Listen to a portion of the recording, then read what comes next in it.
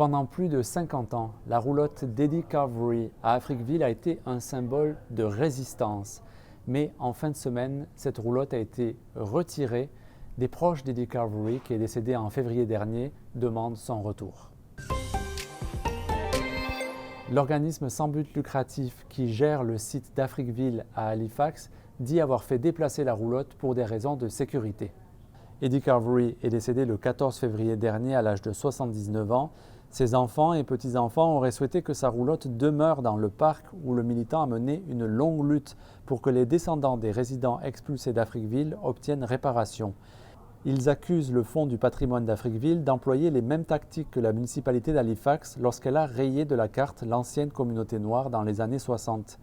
La directrice du Fonds du patrimoine, Juanita Peters, assure que la décision de retirer la roulotte a été prise par le conseil d'administration de son organisme, composé à 75% de personnes originaires d'Africville. Les vols dans les magasins d'alcool de la Nouvelle-Écosse sont devenus un véritable casse-tête pour la société d'État NSLC.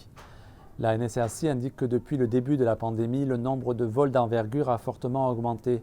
Une récente intervention de la Gendarmerie royale du Canada a abouti à la saisie de plus de 450 bouteilles d'alcool fort dans une maison de Dartmouth d'une valeur de près de 20 000 $.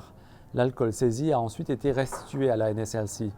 La Société des alcools met en place différentes mesures pour réduire les vols, incluant l'installation de dispositifs anti-vol sur des produits dans certains magasins. Et pour en savoir plus, rendez-vous sur l'application Radio-Canada Info. Bonne journée!